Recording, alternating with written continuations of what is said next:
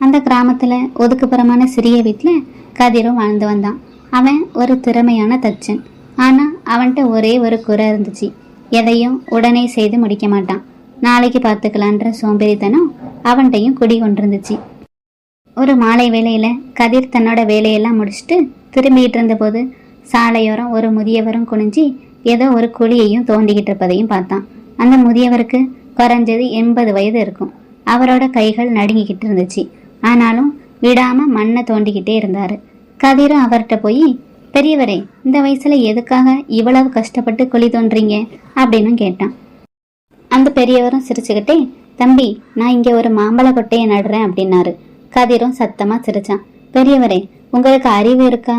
இந்த மாங்கொட்டை வளர்ந்து செடியாகி மரமாகி பலன் தர்றதுக்கு குறைஞ்சது 10 வருஷங்களாட்டி ஆகும். அப்போ நீங்க உயிரோடு இருப்பீங்களாங்கிறதே சந்தேகம். யாருக்கோ பலன் தர போகிற ஒரு மரத்திற்கு ஏன் இவ்வளவு கஷ்டப்படுறீங்க அப்படின்னு கேட்டான். பெரியவரும் நிமிர்ந்து கதிரை பார்த்து சிரிச்சாரு. அப்ப அமைதியா சொன்னாரு, தம்பி, இன்னைக்கு நான் சாப்பிட்ற மாம்பழங்கள் நான் நட்ட மரத்துல இருந்து வந்தது கிடையாது. எனக்கு முன்னாடி இருந்த யாரோ ஒரு பெரியவர் நட்ட மரத்துல இருந்து தான் நானும் பலன் பெறேன். அப்படி இருக்கும்போது எனக்கு பின்னாடி வர்றவங்க பலன் பெறதுக்காக நான் ஏன் ஒரு மரத்தை நடக்கூடாது அப்படின்னாரு. அந்த நிமிஷம் கதிரோட மனசுலையும் ஒரு மின்னலும் வெட்டுச்சு. ஆனா அவனோட சோம்பேறித்தனம் அந்த நல்லெண்ணத்தையும் உடனே ஆட்கொண்டுச்சு. சரி சரி, உங்க விருப்பம்னு சொல்லிட்டு அங்கிருந்து நகர்ந்தான். ஆண்டுகளும் உருண்டோடுச்சு. கதிரோட சோம்பேறித்தனம் மாறவே இல்லை. அவனோட வீடு பழுதடைஞ்சி கூரையும் ஒழுகுச்சு. அடுத்த வாரம் சரி செய்யலான்னு தள்ளி போட்டபடியே இருந்தான். இதற்கிடையில அந்த பெரியவரும் இறந்து போனாரு. அவரு நட்ட அந்த மாங்கொட்டை ஒரு சிறிய செடியாவும் வளர்ந்து நின்றுச்சு. ஒரு நாள் பெரும் புயலும் வீசுச்சு. கதிரோட வீடு பலவீனமா இருந்ததால இடிந்தும் விழுந்துச்சு. கதிர் வீடச்சவனும் ஆனான். பிழைப்பு தேடி அண்டை மாநிலத்துக்கும் போனான். அங்க பல ஆண்டுகள் கடினமாக உழைச்சான். உழைப்பு அவனுக்கு பல பாடங்களையும் கற்றுக் கொடுத்துச்சு. நாளை என்பது ஒரு ஏமாச்சு வேலைங்கிறதையும் கதிரும் உணர்ந்தான். 20 ஆண்டுகள் கழிச்சு கதிரும் தன்னோட கிராமத்திற்கும் திரும்பினான். அவனோட கிராமத்தோட நுழைவாயிலுக்கு வந்தப்போ அவனால தன்னோட கண்களையே நம்ப முடியல. சாலையோட இருபுறமும் பிரம்மாண்டமான மாமரங்கள் குடை மாதிரி விரிஞ்சு நின்றுச்சு. வெயில் சுட்டரிச்ச அந்த மதிய வேளையில அந்த மரங்களோட நிழல் சொர்க்கமா இருந்துச்சு. பயணிகளும் அங்கே அமர்ந்து ஓய்வெடுத்துட்டு இருந்தாங்க. சிறுவர்களும் மரத்துல ஏறி மாம்பழங்களை பறிச்சு மகிழ்வோட சாப்பிட்டுக்கிட்டு இருந்தாங்க. கதிர் தாகத்தோட ஒரு மரத்தோட அடியிலையும் அமர்ந்தான். ஒரு சிறுவனும் ஓடி வந்து அவன்கிட்ட ஒரு பெரிய மாம்பழத்தையும் கொடுத்தான்.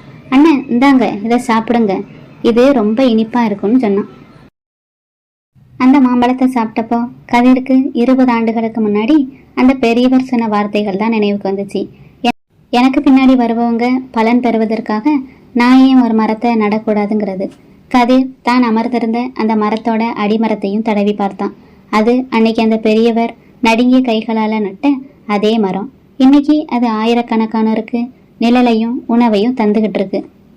அவன் உணர்ந்தான், நாம செய்யற ஒவ்வொரு செயலும் நமக்காக மட்டுமே இருக்க வேண்டிய அவசியம் இல்லை. நம்முடைய உழைப்பு அடுத்த தலைமுறைக்கும் பயன் தர வேண்டுங்கிறது. கதிர் அன்னைக்கு முதல் மாறினான்.